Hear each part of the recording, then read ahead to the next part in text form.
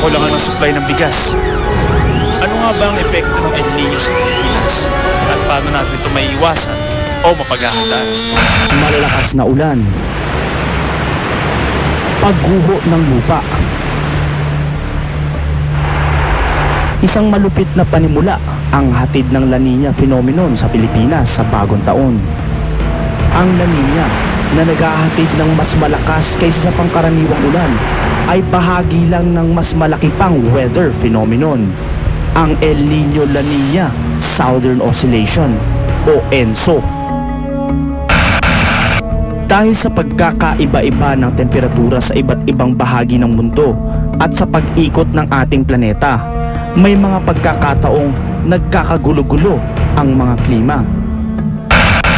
Yung El Nino, no, siya yung warming ng temperature ng tubig sa Pacific Ocean. So pag may El Nino sa Pilipinas, ibig sabihin nun, relatively dapat tuyo. Pero pag yung partner naman niya, nag-La Nina, na nagkakaroon ng cooling ng temperature sa Pacific Ocean, ibig sabihin nun, sa Pilipinas, usually basa siya. Setyembre ng taong 2009 nang hagupitin ang Pilipinas ng lupit ng Bagyong Ondoy. Bilyong pisong halaga ng mga ari-arian ang winasak nito. Andaan ang buhay na kinitil. Halos mabura sa mapa ang ilang lugar tulad ng Marikina. Kabaligtaran ng inaasahan, ang El Nino na karaniwang nagdudulot ng hindi pangkaraniwang tagtuyot ay nagdala ng mas malakas na ulan at pagbaha. Oceanographic phenomenon siya na inaapektuhan niya yung atmosphere. Then in the process, normally kapag may El Nino sa Pilipinas, dapat tuyo tayo, di ba? Pero tatandaan mo, noong September 2009 at saka October 2009, El Nino year sa Pilipinas yun. Dapat tuyo siya.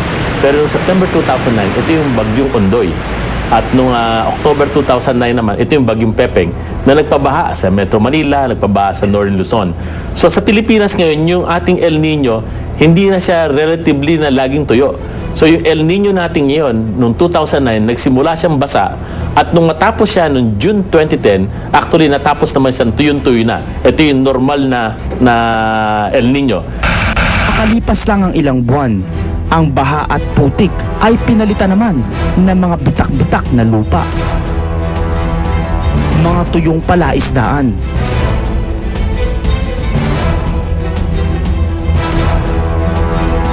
At mga kalbong taniman.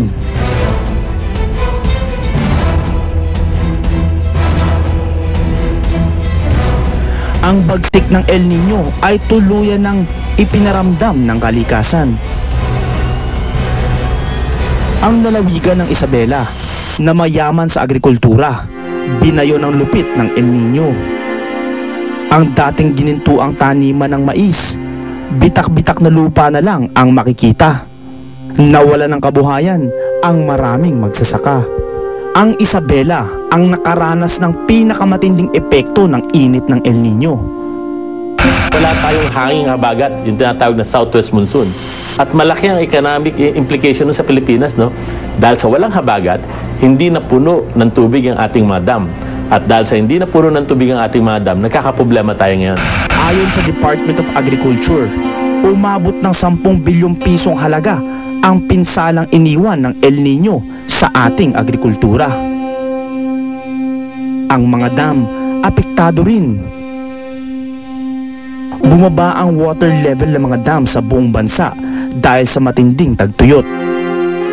Sa Luzon, 4 na dam kabilang na ang Angat Dam ang bumaba kaysa sa normal na water level. Ito rin ang itinurong dahilan ng paghihikahos ng mga taniman. Dahil kulang ang supply ng tubig sa bansa, walang sapat na irrigation sa mga bukirin. Kung lahat ng mga yan, isang posibilidad, ito na yung sinasabi natin na signos ng pagbabago ng klima. So sa history ng buong mundo, ay marami ng beses na nagkaroon ng climate change at saka yung greenhouse warming. Pero itong dekada na to at itong century na to, ito lang yung century na sinasabi natin na yung climate change ay gawa ng tao. Ang El Nino sa Australia, El Nino sa Peru, at El Nino sa California. iisang muka ng El Nino sa ating bansa. Iisang epekto.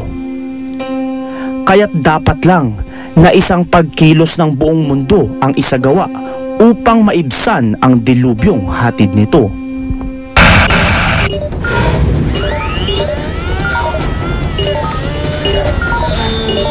Ang El Nino ay epekto na rin ng higit siglong pagbabaliwala ng mga tao sa kalikasan. Hindi pa huli ang lahat. Manguna tayo sa pagbabago. Ako po si Richard Gutierrez. Maraming salamat sa inyong pagtangkilik. Ito ang Anatomy of a Disaster.